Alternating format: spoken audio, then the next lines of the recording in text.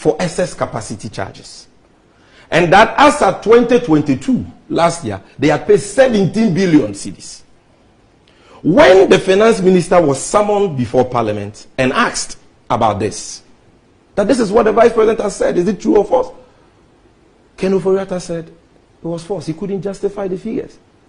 He said, as at that time, all we have spent, the total of it was $937 million, less than $1 billion on excess capacity.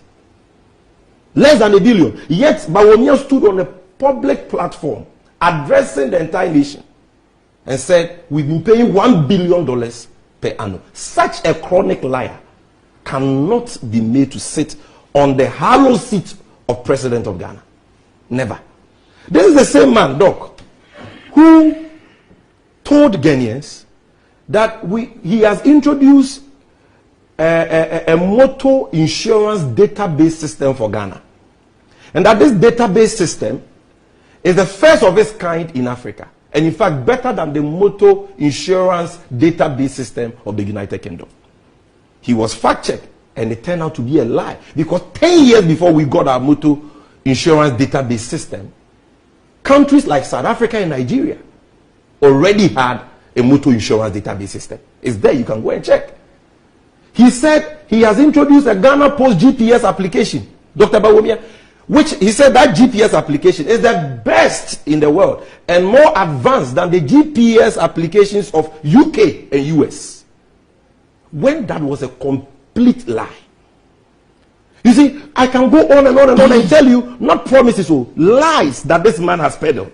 Doc, he said again, few years ago, that he has introduced mobile money interoperability that allows us to send money from one network to another network or Momo and move money from our bank accounts to our Momo wallets, and that this was the first time any African country would do that. At the time he was making that statement, Tanzania was already implementing one. And they got that system, the Momo interoperability system, 10 years before ours. Kenya got theirs before ours. Yet Bawuliar peddled this lie. And even with the promises, you see, sometimes when you talk about the fact that he's a liar, they say, oh, you're talking about manifesto promises. These are not manifesto promises. They say, oh, with manifesto promises, no political party has been able to fulfill 100% of their manifesto promises. So are all politicians liars? No. There are some of the things Dr. Bawuliar said, using his background as an economist, you know, to buttress him and to hoodwink voters into voting for the NPP, which were not even in the manifesto of the NPP. For example, Dr. Bawuliar stood on a platform and said, in 18 months of an NPP government, no community in Ghana will have a water or a toilet problem. That was not the manifesto promise.